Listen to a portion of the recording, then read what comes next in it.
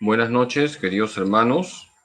Desde aquí, desde mi búnker, vamos a dar esta sexta clase sobre el catecismo de la Iglesia Católica.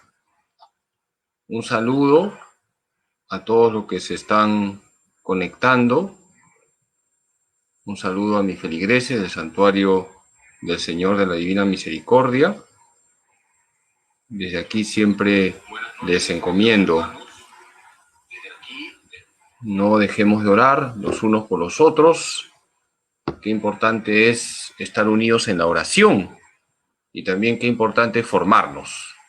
Hoy vamos a hablar de la tercera parte del catecismo de la Iglesia Católica. Vamos a empezar con la oración en el nombre del Padre, y del Hijo y del Espíritu Santo. Señor Jesús, te damos gracias porque tú siempre nos iluminas, nos acompañas. Gracias, Jesús, porque estás a nuestro lado y porque nos has dado como madre a la Santísima Virgen María. Por eso a ella le decimos: Dios te salve María, llena eres de gracia, el Señor es contigo. Bendita tú eres entre todas las mujeres, y bendito es el fruto de tu vientre, Jesús. Santa María, Madre de Dios, ruega por nosotros pecadores, ahora y en la hora de nuestra muerte. Amén. Gloria al Padre, y al Hijo, y al Espíritu Santo, como era en el principio, ahora y siempre, por los siglos de los siglos. Amén. Queridos hermanos, mis oraciones, mi bendición, un saludo a aquellos que nos siguen también de otras parroquias, de Chimbote, de Talara, de Lambayeque, de Huancayo, también de otras partes del mundo, de Sinaloa, México, de Atlanta, Georgia, etcétera. La iglesia es católica. Católicos significa universal. También un saludo a los que nos siguen desde Dallas. Desde aquí, mi oración para todos. Hemos visto ya lo que es el catecismo. El catecismo es un texto publicado por la Iglesia, aprobado por el Papa, y donde está la doctrina católica. Y hemos señalado que el catecismo tiene 4 partes. El catecismo tiene siempre 4 partes bien definidas. En primer lugar, el credo. En segundo lugar, los sacramentos. En tercer lugar, los mandamientos. Y en cuarto lugar, la oración del Padre Nuestro. Ahora, estas 4 partes se expresan en lo que debemos creer, lo que debemos celebrar, lo que debemos vivir y lo que debemos pedir. Ya hemos hablado del credo, hemos dicho que el misterio central de nuestra fe es la Trinidad. Hemos hablado de creo en Dios Padre, creo en Dios Hijo, creo en el Espíritu Santo. Hemos hablado también de la Iglesia, de la Virgen María, la vida eterna. Después pasamos a la segunda parte del catecismo, los sacramentos. Hemos hablado de los 7 sacramentos. Hemos explicado sacramento por sacramento. Cada sacramento tiene su fundamento bíblico, cada sacramento tiene su materia y su forma, tiene su ministro, tiene su sujeto, y cada sacramento trae efectos. Hoy pasamos a la tercera parte del catecismo, que en esencia es explicar los mandamientos, y en un sentido general se explica la moral cristiana. Hoy vamos a hablar de la moral cristiana, que es el contenido de la tercera parte del catecismo. Así que vamos al tema de hoy: la moral cristiana, que viene a ser el contenido de la tercera parte del catecismo. ¿De dónde viene la palabra moral?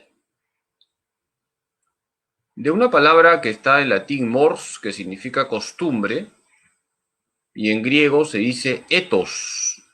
De ahí viene ética. Moral y ética son sinónimos. ¿Qué significa moral? Mors en latín, en griego ethos. Y se refiere esta palabra moral, ethos, a una costumbre, a una forma de vivir. La moral, la ética, se refiere a una forma de vivir. Y entonces la pregunta es, ¿cómo debe vivir un cristiano? ¿Cómo debe vivir un cristiano? Tiene que vivir con Cristo y como Cristo. Por eso vamos a preguntarnos, ¿qué es la moral cristiana? Es el estilo de vida de un cristiano. Son los actos humanos propios de un discípulo de Cristo. Es decir, un cristiano tiene un estilo de vida. Nosotros no podemos vivir como los mundanos. Repito, la palabra moral, la palabra ética, se refiere a una costumbre, una forma de vida. ¿Cómo debemos vivir nosotros que somos discípulos de Cristo? De una manera determinada. Vivir con Cristo y vivir como Cristo. La tercera parte del catecismo nos habla de la moral cristiana, es decir, el estilo de vida de un cristiano. ¿Qué es un acto humano? Cuando hablamos de la moral, hablamos de los actos humanos. ¿Qué es un acto humano? Es un acto libre. Es un acto hecho con conocimiento y consentimiento. Todo acto libre es un acto humano. Cuando hay libertad, entonces estamos hablando de un acto humano. Todo lo que tú haces con conocimiento y consentimiento, es decir, con advertencia y consentimiento, es un acto humano. Y somos responsables de los actos que hacemos cuando hay conocimiento y consentimiento. Qué importante es darnos cuenta que Dios nos ha hecho libres. Y cada acto libre que hacemos es un acto humano. La pregunta es, ¿qué características tiene la moral cristiana? Es la vida de un hijo de Dios que busca imitar a Cristo dejándose guiar por el Espíritu Santo. Aquí tenemos una síntesis de la tercera parte del catecismo. ¿De qué nos habla la tercera parte del catecismo? De la moral cristiana. ¿Y cómo se sintetiza la moral cristiana? Es la vida de un hijo de Dios que busca imitar a Cristo dejándose guiar por el Espíritu Santo. Somos hijos de Dios, hermanos de Cristo, Cristo es nuestro modelo y hay que dejarnos guiar por el Espíritu Santo. Por lo tanto, la moral cristiana es la moral de los hijos de Dios, es una moral cristocéntrica y es una moral donde el protagonista es el Espíritu Santo, porque el Espíritu Santo nos guía para que recorramos el único camino que debemos recorrer, que es Cristo Jesús. Dice el Catecismo de la Iglesia Católica en el número 1694, incorporados a Cristo por el bautismo, los cristianos están muertos al pecado y vivos para Dios en Cristo Jesús, participando así en la vida del resucitado. Un cristiano tiene una forma de vida. Acuérdense lo que significa moral, ética, costumbre, forma de vida. Nosotros tenemos que vivir muertos al pecado y vivos para Dios en Cristo Jesús. Esa es la moral cristiana.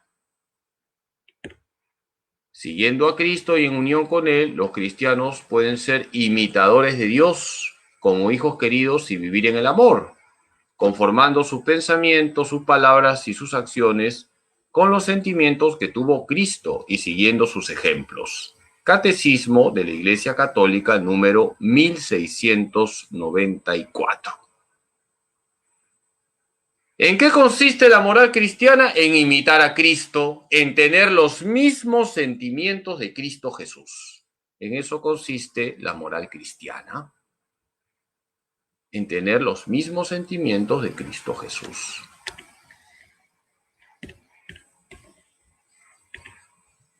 ¿Y cuáles son los temas que explica el Catecismo de la Iglesia Católica sobre la moral cristiana? Cuando nosotros leemos la tercera parte del Catecismo, nos vamos a encontrar con estos temas.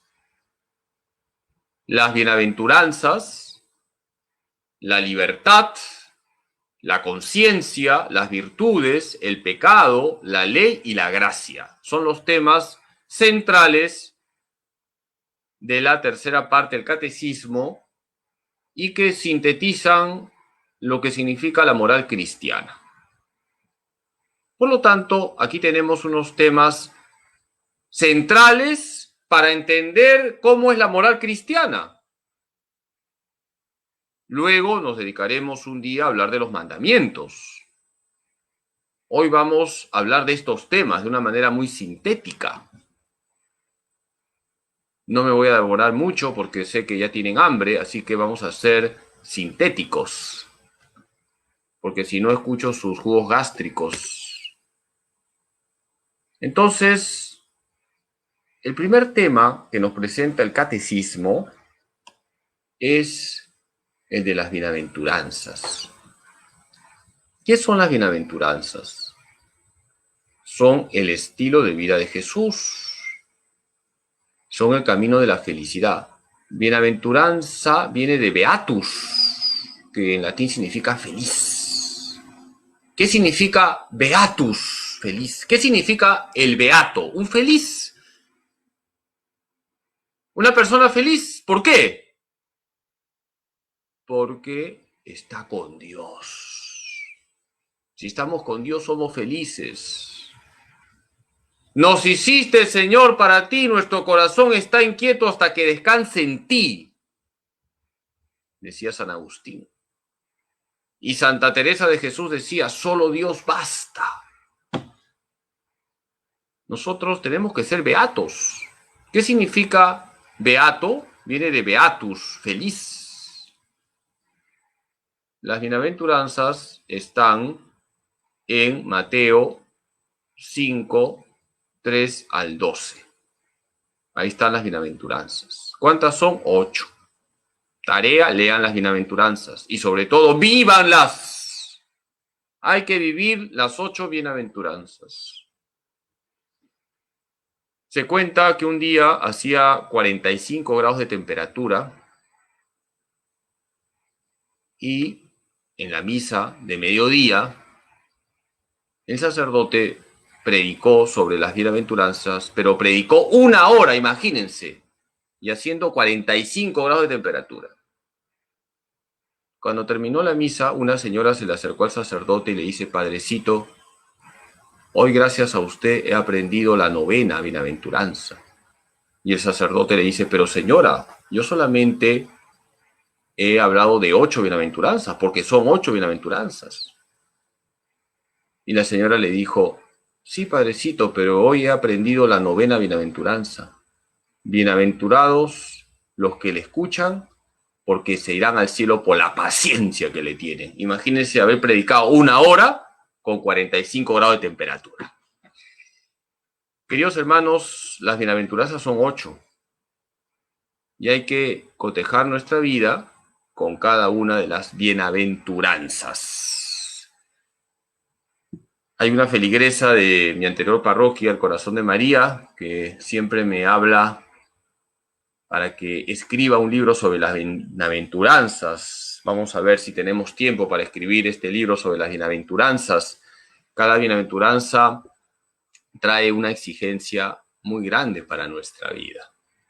Bienaventurados los pobres de espíritu, bienaventurados los justos, bienaventurados los que lloran, bienaventurados los perseguidos, etc.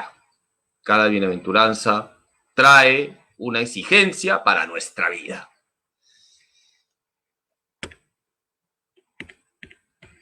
Un saludo a la señora María Vargas, es la que siempre me habla de escribir el libro sobre las bienaventuranzas. Paciencia, señora María, a ver si tenemos tiempo y hacemos este librito. Las bienaventuranzas dibujan el rostro de Jesucristo y describen su caridad, Expresan la vocación de los fieles asociados a la gloria de su pasión y de su resurrección. Iluminan las acciones y las actitudes características de la vida cristiana. Catecismo de la Iglesia Católica número 1717. Fíjense qué bonito lo que dice el catecismo. Las bienaventuranzas dibujan el rostro de Jesucristo. Es decir, si nosotros vivimos las bienaventuranzas, vamos a reflejar a Cristo, vamos a reflejar el rostro de Cristo. Por eso, cuando el catecismo habla de la moral cristiana, lo primero es hablarnos de las bienaventuranzas. Ser pobres, ser justos, ser limpios de corazón, saber llorar, ser misericordiosos, ser pacíficos, etcétera, etcétera. Bien, el segundo.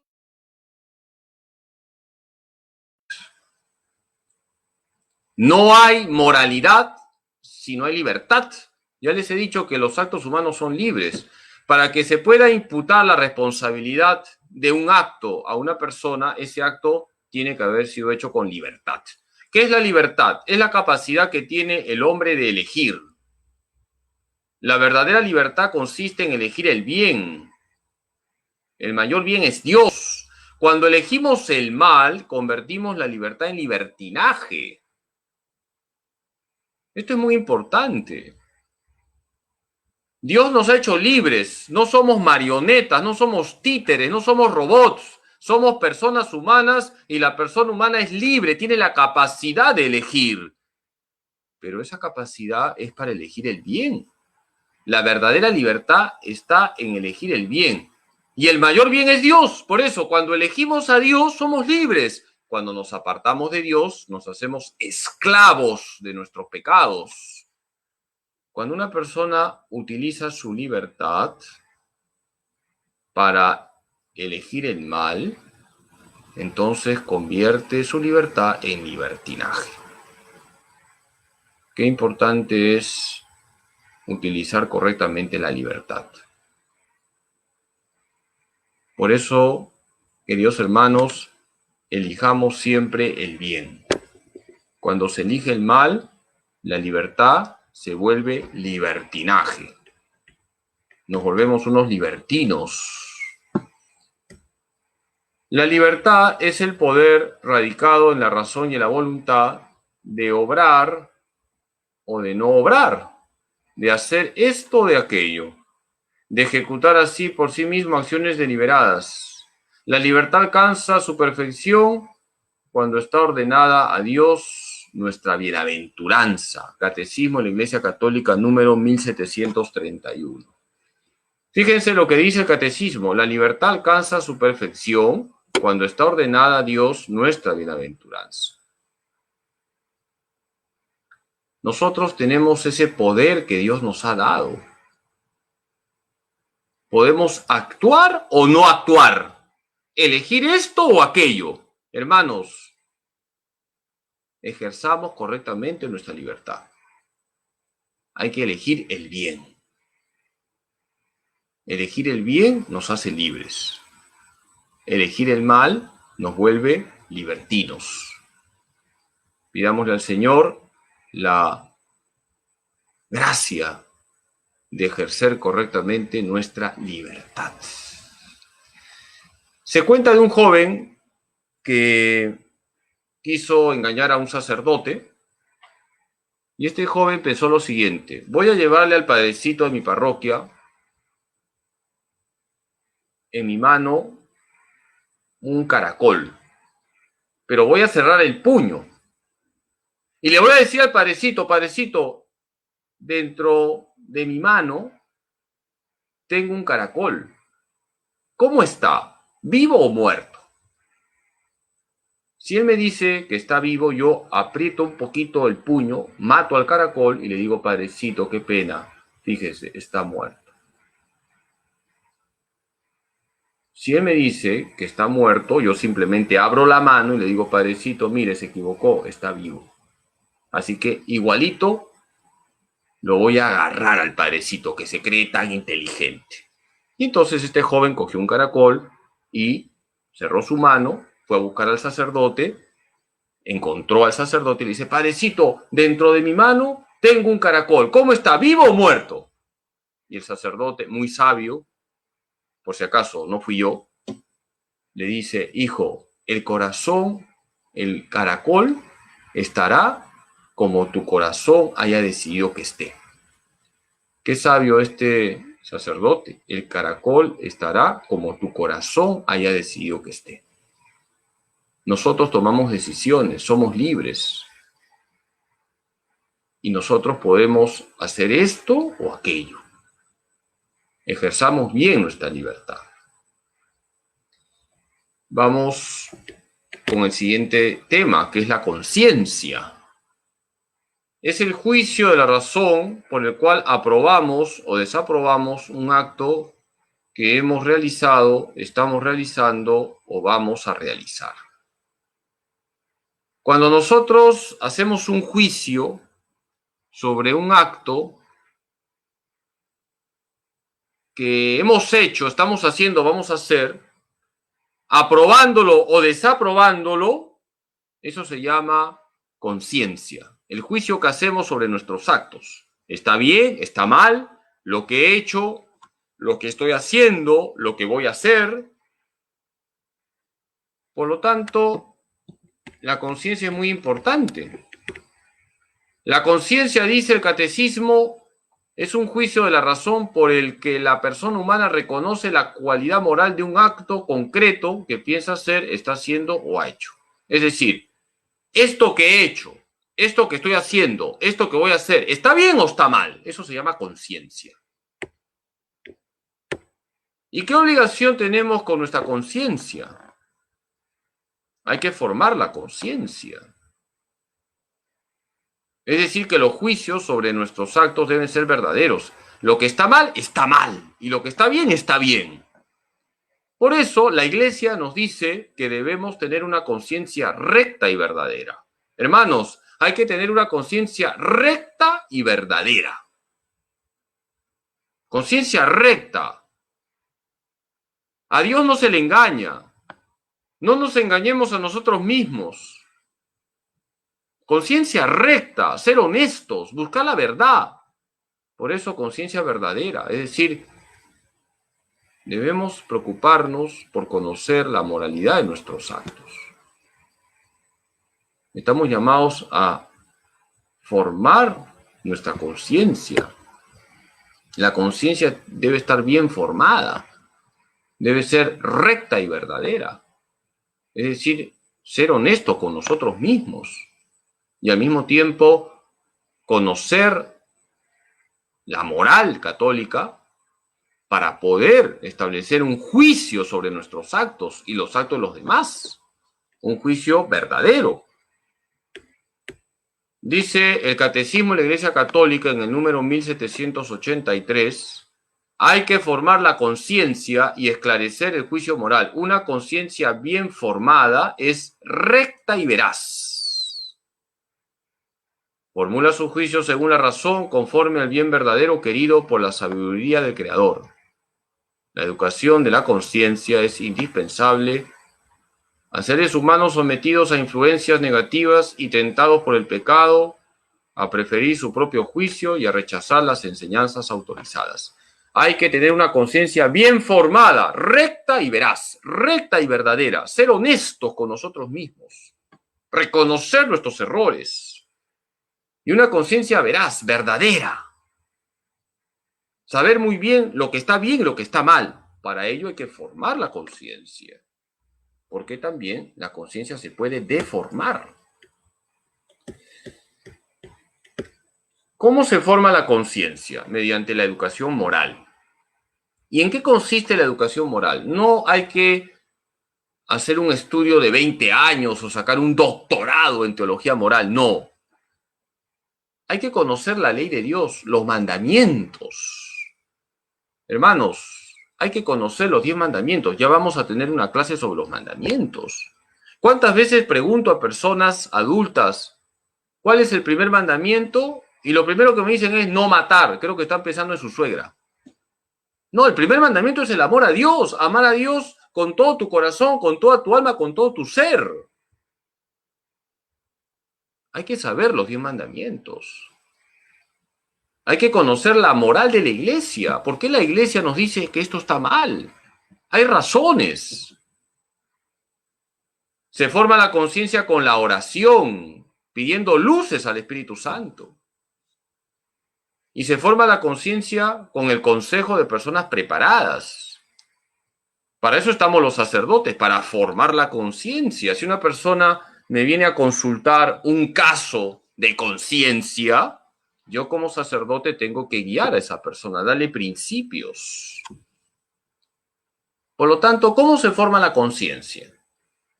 Conociendo el decálogo, los mandamientos, conociendo lo básico de la moral de la iglesia. Por eso les felicito que estén llevando estas clases de catecismo. Ya vamos a hablar de los mandamientos en una de las clases. Cada mandamiento nos lleva a hacer un profundo examen de conciencia. Cuando nosotros rezamos y pedimos luces al Espíritu Santo, también nos formamos la conciencia, nos hacemos delicados de conciencia. Y cuando tenemos alguna duda, busca a alguien que te pueda aconsejar. Para eso estamos los sacerdotes. Por si acaso, los sacerdotes no somos una élite, quiero aclarar. Y los sacerdotes no somos sabelotodos, pero sí hemos estudiado para aconsejar a los fieles. Los sacerdotes estudian la moral cristiana para poder guiar a las personas. ¿Cuántas veces la gente busca a los sacerdotes para pedir consejos porque hay casos complicados? Por poner un caso, una señora que trabaja en una botica, ella es madre soltera, tiene 5 hijos, necesita el trabajo y el dueño de la botica le obliga a vender preservativos. Y esta señora busca a un sacerdote para pedir consejo. Entonces el sacerdote tiene que primero escuchar a esa persona y luego tiene que guiarla. La señora necesita el trabajo, es un dato importante, tiene 5 hijos. Por otro lado, ahí hay una cuestión inmoral. Ella no puede vender preservativos porque eso es inmoral. Entonces, ¿qué debería aconsejarle un sacerdote a esa señora? Debería aconsejarle lo siguiente: por el momento, quédate ahí, necesitas el trabajo, pero anda buscando otro. O dile a tu jefe que tú no vas a vender preservativos porque tú eres católica y tiene que respetar tus creencias. Si te acepta eso, te quedas en el trabajo. Si no, anda buscando otro trabajo. Por el momento sigue trabajando, pero con el firme propósito de cambiar de ambiente. Entonces, he puesto este caso. He puesto este caso de conciencia. Hay muchos casos de conciencia. Los sacerdotes están para iluminar. Por eso hay que formar la conciencia. ¿Qué es una virtud? Otro tema que nos habla el catecismo es la virtud. Hemos hablado de las bienaventuranzas, de la liberciencia, ahora vamos a hablar de la virtud. ¿Qué es la virtud? Es un hábito operativo bueno. Lo contrario de la virtud es el vicio. Una persona que hace actos constantemente buenos, por eso se habla de hábito operativo bueno, es una persona virtuosa. Y una persona que constantemente hace actos malos, es decir, hábitos operativos malos, es una persona viciosa. Hábito operativo bueno engendra la virtud. No es un solo hábito, son varios actos que generan hábitos, no es un solo acto. Porque una golondrina no hace el verano, no es un solo acto, es un conjunto de actos, es decir, un hábito, de tal manera que ese conjunto de actos son actos buenos. Y entonces todo ello engendra en la persona la virtud. Y al contrario, los actos malos repetitivos nos vuelven viciosos.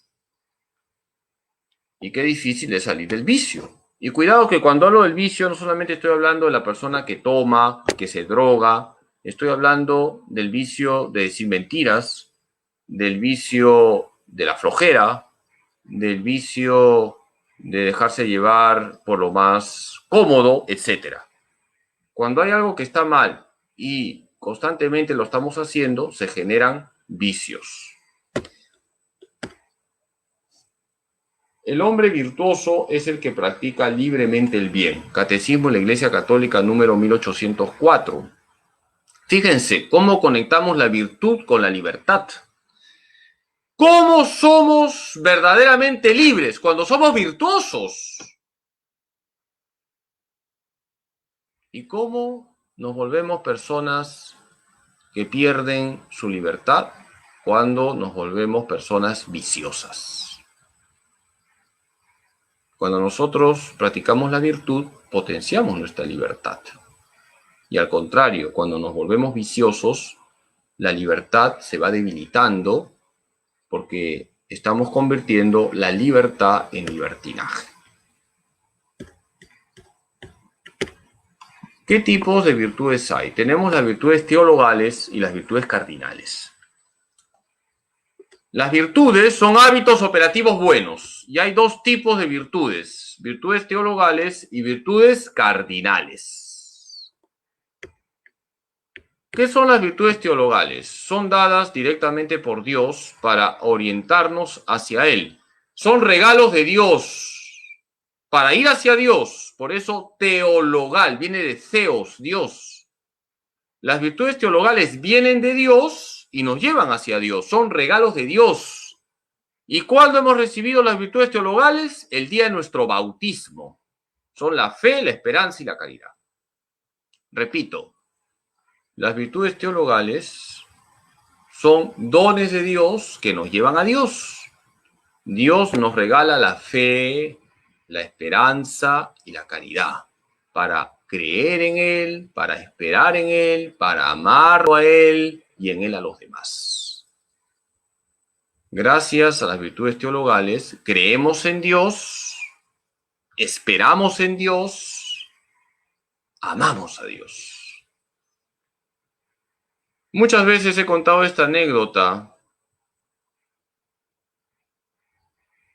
A mí me enviaron a estudiar a España, a estudiar la teología a España, y allá en España estuve varios años sin venir al Perú, y en las Navidades era costumbre que todos los que estudiábamos allá tuviésemos nuestra cena de Navidad. Había sacerdotes, seminaristas de diferentes países del mundo, mexicanos, filipinos, argentinos, colombianos, ecuatorianos, por supuesto españoles. Teníamos la cena navideña y el brindis, y un año le tocó a un mexicano brindar. Los mexicanos tienen un gran sentido del humor, tienen su chispa. Y este seminarista mexicano levantó su copa de champán y dijo: brindo por las 3 mujeres que me tienen loco. Imagínense el silencio, imagínense la cara del rector del seminario. Y este seminarista siguió brindando así: brindo por mis 3 enamoradas, por las 3 mujeres que me tienen loco, brindo por la fe, la esperanza y la caridad. Este seminarista había hecho un brindis teológico: la fe, la esperanza y la caridad, mis 3 enamoradas, las 3 que me tienen loco. Hay que ser personas que se dejan llevar por la fe, la esperanza y la caridad, sabiendo que son dones de Dios. Los santos han sido personas de fe, esperanza y caridad. Dice el Catecismo de la Iglesia Católica en el número 1840. Las virtudes teologales disponen a los cristianos a vivir en relación con la Santísima Trinidad. tienen como origen, motivo y objeto a Dios conocido por la fe, esperado y amado por Él mismo. Gracias a la fe, a la esperanza y a la caridad vivimos con la Santísima Trinidad. Creo en Dios Padre, creo en Dios Hijo, creo en Dios Espíritu Santo. Espero en Dios Padre, espero en Dios Hijo, espero en el Espíritu Santo. Amo a Dios Padre, amo a Dios Hijo, amo al Espíritu Santo. Qué importante es la fe, la esperanza y la caridad. Cuidemos nuestra fe, nuestra esperanza y nuestra caridad. Nosotros estamos llamados a vivir la fe, la esperanza y la caridad en grado heroico. ¿Qué son las virtudes cardinales? Vienen de cardo. Cardo en latín es bisagra. La bisagra sostiene a la puerta. Las bisagras sostienen una puerta. ¿Por qué se llaman virtudes cardinales? Porque sostienen otras virtudes. Perfeccionan las facultades del hombre. Por eso las virtudes cardinales también reciben el nombre de virtudes humanas o morales. ¿De acuerdo? Cuando ustedes escuchen virtudes humanas, virtudes morales, entonces estamos hablando de las virtudes cardinales. Perfeccionan a la persona humana y sostienen otras virtudes. ¿Cuáles son las virtudes cardinales? La prudencia, la justicia, la fortaleza y la templanza. Hay que ser prudentes, justos, fuertes y sobrios. Las virtudes cardinales perfeccionan a la persona humana.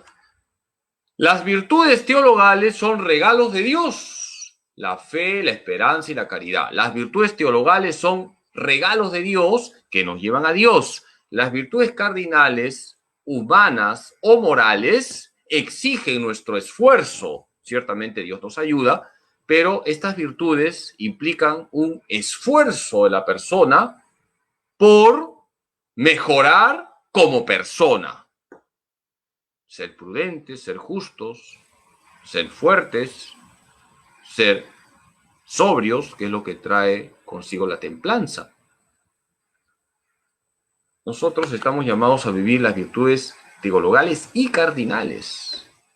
Las virtudes cardinales nos hacen mejores personas. Dice el Catecismo de la Iglesia Católica en el número 1834. Las virtudes humanas son disposiciones estables del entendimiento y de la voluntad que regulan nuestros actos, ordenan nuestras pasiones y guían nuestra conducta según la fe y la razón. Pueden agruparse en torno a 4 virtudes cardinales: prudencia, justicia, fortaleza y templanza. Estamos llamados a vivir las virtudes cardinales, no solamente las teologales. Una persona que vive las virtudes cardinales es una persona que se va perfeccionando como tal. Una persona prudente habla cuando tiene que hablar, se calla cuando tiene que callar. Una persona prudente sabe ubicarse. En eso consiste la prudencia. Se sabe ubicar. Y por eso hace un buen ambiente. Porque se sabe ubicar. No dice una palabra de más. Una persona justa es honesta. Hace sus deberes con honestidad. Cumple sus obligaciones con Dios y con el prójimo. Eso implica la justicia. La fortaleza nos hace personas que no se acobardan ante los problemas. La fortaleza hace que estemos siempre de pie ante los problemas. La fortaleza nos hace audaces. Nos lanza a hacer lo difícil contando con la gracia de Dios. Y la templanza nos hace sobrios. Gracias a la templanza no nos dejamos arrastrar por los bienes apetecibles. Por ejemplo, comemos lo necesario. Una persona que vive la templanza no se deja arrastrar por la comida. Hay que comer lo necesario. No hay que estar comiendo a cada rato. Y ya les he dicho alguna vez que los caprichitos son un segundo de placer en el paladar y una eternidad en tu cintura. No estoy diciendo con eso que no comas caprichitos, pero a cada rato no, te hacen daño. La templanza hace que uno sea sobrio. Y no solamente con el tema de la comida, también con el dinero. Gracias a la templanza no nos dejamos arrastrar por esa vorágine del consumismo. Somos personas sobrias.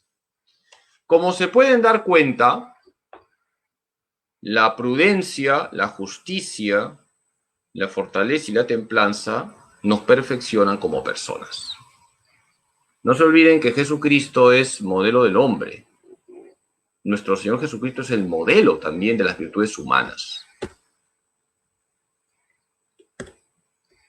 Bien, el otro tema es el pecado. ¿Qué es el pecado? Es todo acto, deseo o pensamiento contrario a la ley de Dios. Todo aquello que va contra la ley de Dios es pecado.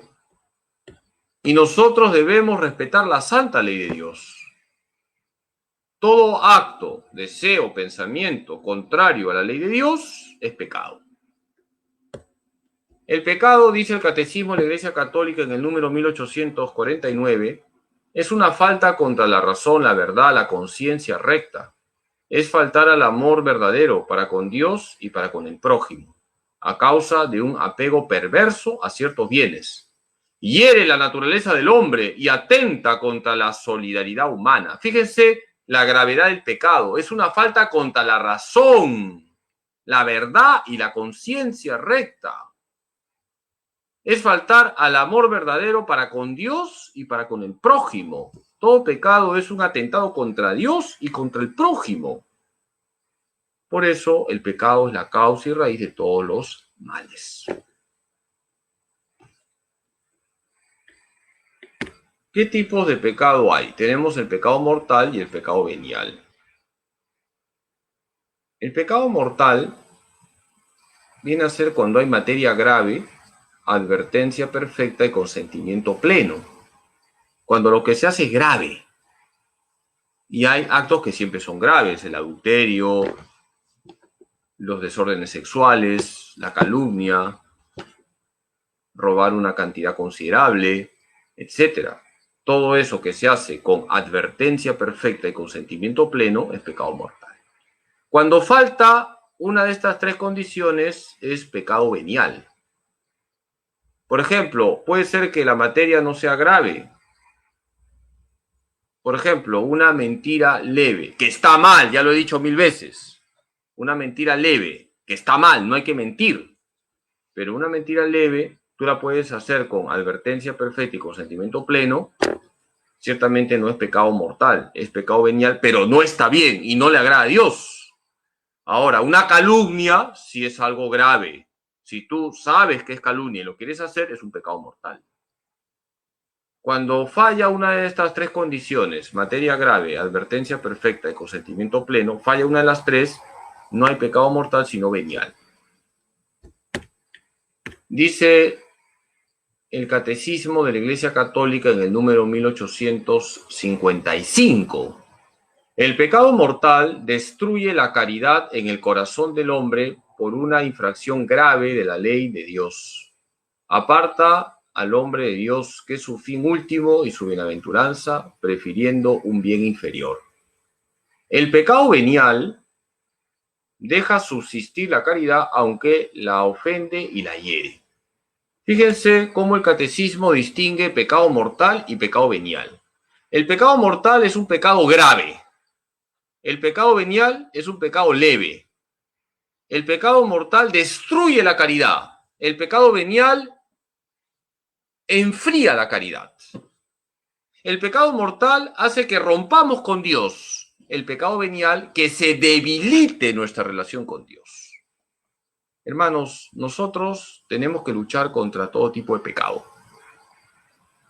No es correcto decir, no voy a cometer pecados mortales, pero sí veniales. No, porque si tú te acostumbras a cometer pecados veniales, tu relación con Dios se va a debilitar y llegará un momento en que ofendas gravemente a Dios.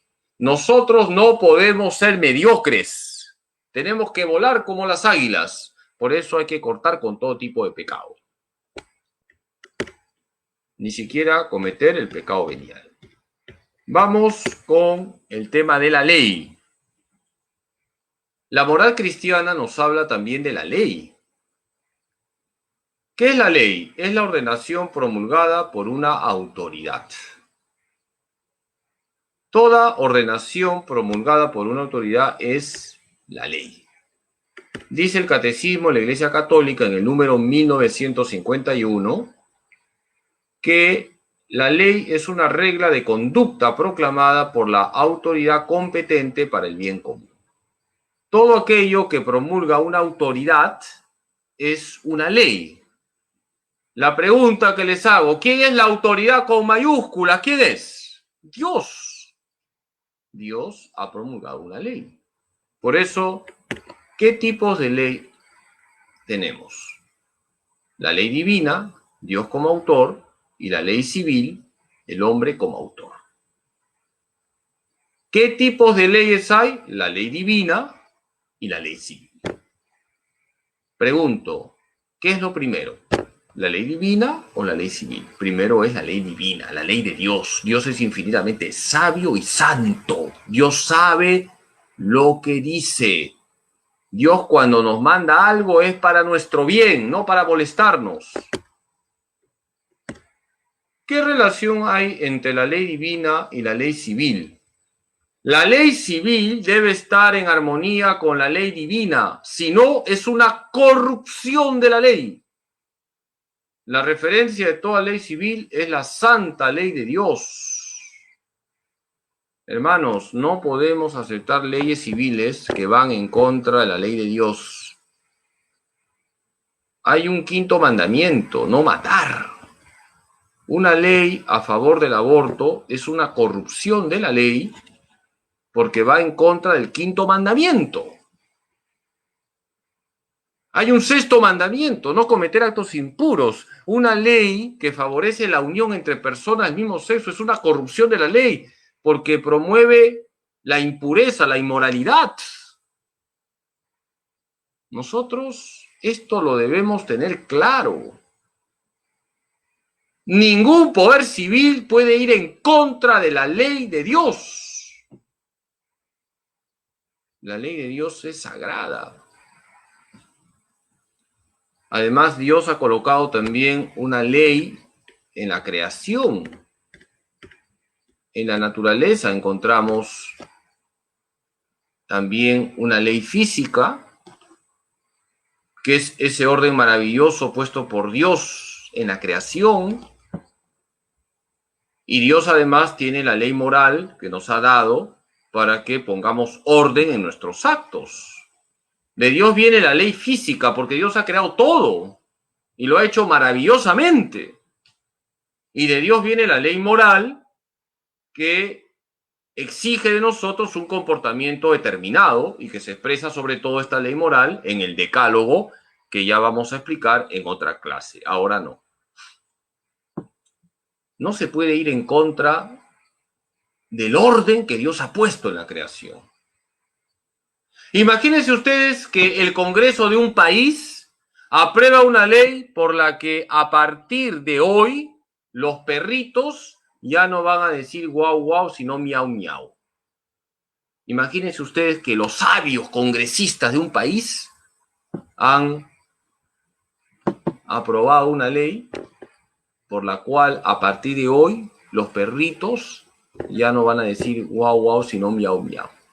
Les pregunto, ¿los perritos a partir de esa ley dirán miau miau? No, a menos que haya un perrito bilingüe. El perrito siempre va a decir guau guau, porque eso está escrito en su naturaleza. Ninguna ley civil cambia el orden de la naturaleza. ¿Cómo se clasifica la ley moral? La ley natural, que son las exigencias que brotan de la naturaleza racional del hombre. O sea, Dios, al crearnos, ha puesto una ley en nuestro corazón, es la ley natural. La ley natural tiene que ver con la creación. Toda persona humana, independientemente si es creyente o no creyente, católico, testigo de Jehová, evangélico, para de sufrir, para de llorar, para de sudar, lo que quieras, tiene una ley escrita en su corazón, es la ley natural. Y aparte está la ley revelada, que es lo que encontramos en la Sagrada Escritura, los mandamientos y lo que Jesús nos ha pedido en el Evangelio. La ley moral viene de Dios. Y la ley moral hace que nosotros pongamos orden en nuestros actos. Tenemos la ley natural, que es para todos, porque es una ley inscrita en el corazón del hombre. Y la ley revelada, que nosotros la conocemos porque creemos en Dios, tenemos fe, y por lo tanto, por la fe aceptamos el decálogo y aceptamos lo que Jesús nos dice. ¿Qué podemos decir de la ley natural? Está inscrita en el corazón de todos los hombres. Hace el bien y evita el mal.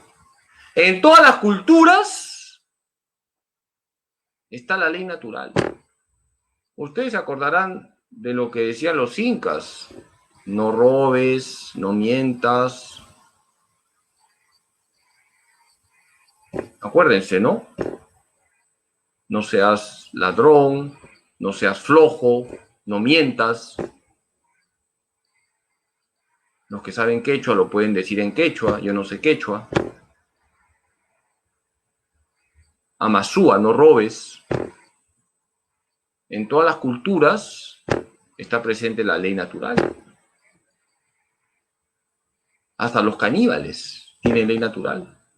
Cuando atrapan a un misionero lo bendicen antes de comerlo. La ley natural está escrita en el corazón de todos los hombres. Y, por ejemplo, forma parte de la ley natural el respetar la vida, el hecho de que el matrimonio es entre varón y mujer. Todo eso forma parte de la ley natural, son exigencias de ser personas. En todas las culturas siempre se ve el matar como malo. Ahora, es verdad que hay culturas, las más primitivas, donde por el pecado que está presente hay asesinatos y hay luchas entre tribus, etcétera, pero es expresión de la naturaleza herida por el pecado, pero ellos en su conciencia saben que eso está mal. Ahora, en todas las culturas, hasta las más primitivas, siempre se ha visto el matrimonio entre varón y mujer. Ciertamente que también, hay que decirlo, hay desórdenes, está la poligamia, etcétera, pero la idea es que para que haya vida se necesita un varón y una mujer. Eso está presente en todas las culturas. Nosotros tenemos una ley natural inscrita en el corazón del hombre. La ley natural presente en el corazón de todo hombre y establecida por la razón es universal. En sus preceptos y su autoridad se extiende a todos los hombres. Expresa la dignidad de la persona y determina la base de sus derechos y sus deberes fundamentales. Catecismo de la Iglesia Católica número 1956. La ley natural está escrita en el corazón de todos los hombres. Hace el bien y evita el mal. Y dentro de la ley natural está el respeto por la vida y está el hecho de que el matrimonio es entre varón y mujer. Y está el hecho también del no robar, de no ser corruptos. Todo eso es de ley natural. Ahora, aparte de la ley natural que está escrita en el corazón de todos los hombres, aunque ciertamente puede estar oscurecida por el pecado, nosotros tenemos la ley revelada, que asume la ley natural y la eleva. La ley revelada es lo que está en la Escritura, el decálogo y las enseñanzas de Jesús. O sea, nosotros, aparte de la ley natural, que es la ley inscrita en nuestro corazón, hace el bien y evita el mal, tenemos la gracia de la ley revelada. Sabemos el decálogo, sabemos lo que Jesús nos ha dicho. Por lo tanto, hermanos, tenemos la gracia de conocer toda la verdad. En la iglesia tenemos todos los medios para irnos al cielo de frente. Aquellos que no conocen a Cristo tienen la ley natural. Nosotros, aparte de la ley natural, tenemos el decálogo y lo que Jesús nos ha enseñado. Hay que aprovechar ese tesoro. ¿Y quién es la plenitud de la ley? Es Cristo. Todo lo que debemos hacer encuentra su plenitud en Cristo. Cristo, Cristo, Cristo. Jesús es el modelo. Por eso, fíjense, la ley con mayúsculas, Cristo. El decálogo es un medio para configurarnos con Cristo. Y al mismo tiempo, necesitamos de la gracia de Cristo para vivir el decálogo. Fíjense lo que les estoy diciendo. Nosotros debemos considerar los 10 mandamientos como el camino para el encuentro con Cristo, pero al mismo tiempo, Cristo nos da su gracia para vivir los 10 mandamientos. Cristo es la ley. Cristo nos da su gracia para vivir todos los mandamientos, todo el decálogo. Porque el decálogo no puede quedar en 10 puntos. Nosotros no seguimos un catálogo, seguimos a una persona viva que se llama Jesucristo. Y esta persona viva, que es Cristo, es la ley con mayúsculas. Estamos llamados a vivir con Cristo, por Cristo, en Cristo. Y para ello necesitamos vivir los mandamientos. Ahora, no vamos a vivir los mandamientos si no tenemos la gracia de Cristo. ¿Cuántas veces nos podemos preguntar por qué en un país católico como el Perú hay tanta corrupción? ¿Por qué? Ustedes pueden responder. Porque aunque estamos bautizados, no estamos viviendo con Cristo. Somos cristianos para vergüenza de Cristo. No basta estar bautizado. No basta haber recibido el sacramento del bautismo. Todos los días hay que esforzarnos por vivir con Cristo Jesús. La ley moral tiene en Cristo su plenitud y su unidad.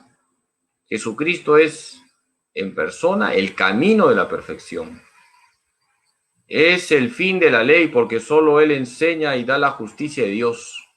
Porque el fin de la ley es Cristo para justificación de todo creyente. Romanos 10:14, dice el Catecismo de la Iglesia Católica, número 1953. La ley con mayúsculas es Cristo. Nosotros no seguimos un papel con 10 puntos, seguimos a una persona viva que es Cristo. Para ello hay que vivir la ley de Dios, el decálogo. Y no vamos a poder vivir el decálogo si Cristo no nos da su gracia. Y Cristo siempre nos da su gracia. Nos unge con el Espíritu Santo para vivir en la ley de Dios. Bien, vamos al siguiente tema, la gracia. ¿Qué es la gracia? Por si acaso, es gracia, no grasa. Del griego charis, C con H es J. Charis. Es un don sobrenatural dado por Dios a los hombres. ¿Qué es la gracia? Es un don sobrenatural dado por Dios a los hombres. Esto lo vamos a entender mejor cuando a continuación respondamos a esta pregunta. ¿Qué tipos de gracia hay? Tenemos la gracia habitual, es la participación en la vida divina, vivir en gracia de Dios. Cuando nosotros participamos de la vida divina, vivimos con Cristo, vivimos en gracia de Dios. Y cuando se habla de esa ayuda divina, es una gracia actual. Por lo tanto, tenemos la gracia habitual, que es lo que se llama vivir en gracia de Dios. Cuando una persona no tiene pecado mortal, está en gracia de Dios, está participando en la vida de Dios. Pero también Dios da su toque, es una gracia actual. Vamos a poner unos ejemplos. Hay una persona que ha cometido un pecado grave, se acerca a la confesión, se confiesa bien, el sacerdote le absuelve, entonces esa persona tiene la gracia habitual, ha recuperado la gracia habitual, comienza otra vez a vivir con Cristo. Vamos con un ejemplo en relación con la gracia actual. Una persona que está en pecado mortal, está caminando por una calle y de repente ve un sacerdote. Dios le toca el corazón y esa persona, conducida por Dios, se acerca al sacerdote y le dice: Padrecito Carlos, ¿me puede confesar? Y el padre Carlos le dice: sí, compadre, desembucha todo ahorita que estoy apurado. Y lo confiesa, pim, pam, pum, pam, pim, pam, no suelto. Ese señor se acercó al padrecito Carlos por una gracia actual, un toque de Dios. ¿Me han entendido? Entonces, gracia habitual es el hecho de tener el alma limpia, participar de la vida de Dios, y el hecho de que Dios te toca el corazón para que hagas algo bueno es una gracia actual. La gracia viene siempre de Dios. Dice el Catecismo de la Iglesia Católica en el número 1997, la gracia es una participación en la vida de Dios. Nos introduce en la intimidad de la vida trinitaria por el bautismo. El cristiano participa de la gracia de Cristo, cabeza de su cuerpo. Como hijo adoptivo puede ahora llamar Padre a Dios en unión con el único Hijo. Recibe la vida del Espíritu que le infunde la caridad y que forma la Iglesia. Fíjense, la gracia habitual es una participación en la vida de Dios.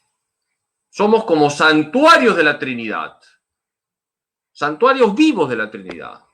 Eso significa la gracia habitual. Y la gracia actual es un toque de Dios para que hagas algo bueno. Entre las gracias especiales conviene mencionar las gracias de Estado que acompañan el ejercicio de las responsabilidades de la vida cristiana y de los ministerios en el seno de la Iglesia. Catecismo de la Iglesia Católica, número 2004. También hay gracias de Estado. Los padres de familia tienen gracias de Estado, las gracias para corregir a sus hijos, para aconsejar a sus hijos. Los sacerdotes tenemos las gracias de Estado para conducir a los fieles. El Señor también da gracias de Estado, dependiendo de la vocación de cada uno. Si tú estás casado, tienes la gracia de Estado para ser un buen esposo, esposa, un buen padre de familia, una buena mamá, una buena madre de familia. Si uno está ordenado como sacerdote, tiene la gracia de Estado para guiar a los fieles. ¿Cómo vivir en gracia habitual? Frecuentando los sacramentos, la confesión y la Eucaristía. Esto lamentablemente, pues las autoridades que nos gobiernan no lo tienen presente, por eso cierran los templos. Quiero felicitar a Monseñor del Río de Arequipa por lo que ha escrito, un artículo muy interesante, le felicito. Ahí señala cómo siempre nos estamos en el momento actual encontrando con esa visión de que lo primero que hay que cerrar son las iglesias. La gente necesita confesarse, necesita recibir la Eucaristía. Por supuesto que ahora con la pandemia hay que tener cuidado, nadie niega eso, pero ¿por qué cerrar los templos? Ese es el tema. La gente necesita confesarse, necesita comulgar para vivir en gracia habitual. Necesitamos de la oración diaria, necesitamos de la meditación de la palabra de Dios. La palabra de Dios nos ayuda a vivir en gracia. La palabra de Dios trae muchas gracias, muchos toques para enrumbarnos y no salirnos del camino. Necesitamos de la devoción a la Santísima Virgen María. Nuestra Madre nos ayuda a vivir en gracia. Y por supuesto ser prudentes. No basta confesarse, no basta recibir la Eucaristía, no basta rezar todos los días, no basta meditar la palabra de Dios, no basta tener devoción a la Virgen, hay que ser prudentes. No podemos ponernos en ocasión de pecado. Debemos ser prudentes. Para que me entiendan, hay que colocar casos así concretos. Hay jóvenes que constantemente caen en pecados contra la pureza. ¿Y por qué?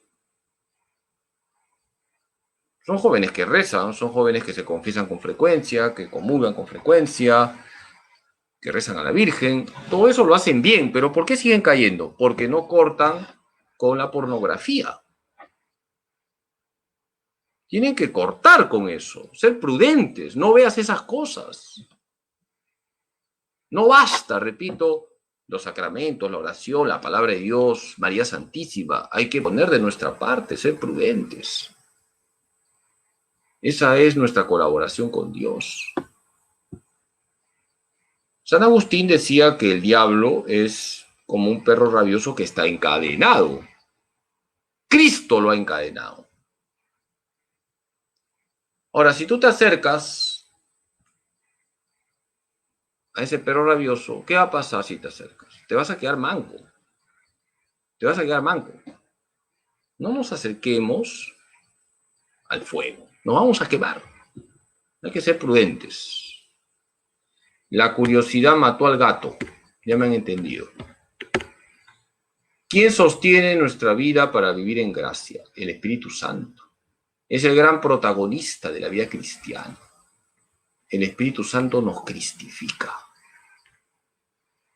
Hay una anécdota en la vida de San Juan XXIII. Una religiosa se presentó a Juan XXIII diciéndole: soy la superiora del Espíritu Santo. Porque esta religiosa era de esa congregación del Espíritu Santo y por eso le dice a Juan XXIII: soy la superiora del Espíritu Santo. Y Juan XXIII, quien tenía un gran sentido del humor, le dice: madrecita, usted es más que yo solo soy el vicario de Cristo. El Espíritu Santo no tiene superior ni tiene superiora. El Espíritu Santo es Dios. Y el Espíritu Santo, como Dios, nos transforma y nos cristifica. ¿Cuáles son los dones del Espíritu Santo? Todos sabemos cuáles son: sabiduría, entendimiento, consejo, fortaleza, ciencia, piedad y temor de Dios. ¿Pero qué son? ¿Qué son los dones del Espíritu Santo? Seguramente sabemos cuáles son: sabiduría, entendimiento, consejo, fortaleza, ciencia, piedad y temor de Dios. ¿Pero qué son? Son disposiciones que trae en nosotros el Espíritu Santo y nos dan la docilidad en el bien obrar. Gracias a los dones del Espíritu Santo hacemos el bien con facilidad. Gracias a los dones del Espíritu Santo hay una facilidad para hacer el bien. Y como ya les he dicho, todos lo sabemos, en cuanto que el Espíritu Santo trae la sabiduría, el entendimiento, el consejo, la fortaleza, la ciencia, la piedad y el temor de Dios. Los dones del Espíritu Santo hacen en nosotros que hagamos con facilidad el bien. Nos disponen para hacer con facilidad el bien. La moral cristiana tiene que ver con la acción del Espíritu Santo. ¿Y cuáles son los frutos del Espíritu Santo? Los frutos del Espíritu Santo, que son los efectos que obra el Espíritu Santo en nosotros, son caridad, gozo, paz, paciencia, longanimidad, bondad, benignidad, mansedumbre, fidelidad, modestia, continencia y castidad. ¿Qué son los frutos del Espíritu Santo? Son los efectos que obra en nosotros el Paráclito cuando nos dejamos ungir por el Espíritu Santo. El Espíritu Santo nos transforma y trae unos efectos. Esos efectos son los frutos. ¿Y cuáles son esos frutos? Caridad, gozo, paz, paciencia, longanimidad, bondad, benignidad, mansedumbre, fidelidad, modestia, continencia y castidad. Que ya los hemos explicado cuando hablamos de creo en el Espíritu Santo, pero brevemente vamos a señalar otra vez cada uno de estos frutos y lo que implica. La caridad, ya sabemos, es lo máximo. Si yo no tengo caridad, yo nada soy. El gozo, el Espíritu Santo nos hace alegres. La paz, el Espíritu Santo hace que no entremos nunca en pánico, que tengamos esa paz interior. El Espíritu Santo nos hace pacientes, nos lleva a no dejarnos arrastrar por la ira, a no ser fosforitos. La longanimidad es esa grandeza de alma que se expresa, por ejemplo, en que perdonamos, no guardamos rencor, no estamos buscando la revancha, no estamos diciendo, espérate que te voy a dar tu vuelto. La bondad que nos hace amables, la benignidad que lleva consigo esa compasión con el otro. Ser benignos significa ser compasivos. La mansedumbre que nos lleva a ser un buen ambiente, a no ser personas conflictivas. La fidelidad que nos lleva a cumplir nuestras promesas. Y todo bautizado ha hecho promesas, ha renunciado al diablo y a sus pompas. La modestia, que tiene que ver con la humildad. La continencia, que es propio para aquellos que no están casados, y la castidad, que es para todos y que lleva a dar gloria a Dios con nuestra sexualidad. ¿Cómo se debe expresar la moral cristiana? Es un camino a la santidad. Esto no es impecabilidad, sino colaboración con la gracia para identificarnos con Cristo. Es un caminar con Cristo, por Cristo y en Cristo. Así se resume la moral cristiana. Yo podía haber empezado así la charla de esta tercera parte del catecismo. ¿En qué consiste la moral cristiana? En un camino de santidad, y hubiera terminado la charla, pero quería hablar 1 hora. Así que les he explicado los temas centrales de la moral cristiana. La moral cristiana es un camino a la santidad. No es un conjunto de prohibiciones. La moral cristiana nos invita a caminar con Cristo. La moral cristiana nos dice que no somos impecables, somos pecadores, pero somos pecadores que aman a Cristo. La moral cristiana nos pide colaborar con la gracia para identificarnos con Cristo. La moral cristiana nos lleva a caminar con Cristo, por Cristo y en Cristo. ¿Qué significa caminar con Cristo? Ser amigos de Cristo. ¿Qué significa caminar por Cristo? Significa hacerlo todo por Cristo, por amor a Cristo. ¿Y qué significa caminar en Cristo? Significa dejarnos transformar por Cristo, ser otros Cristos. La moral cristiana es la moral de los santos. Y todos estamos llamados a ser santos. Todos. Esta es la voluntad de Dios, que sean santos. Primera de Tesalonicenses 4:3. Esta es la voluntad de Dios, que sean santos. Dice el Catecismo de la Iglesia Católica en el número 2013. Todos son llamados a la santidad. Sed perfectos como vuestro Padre Celestial es perfecto.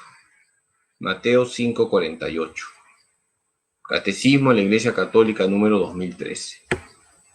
Todos son llamados a la santidad. Un padre de la Iglesia, San Gregorio de Niza, decía: la perfección cristiana solo tiene un límite, el de no tener límite.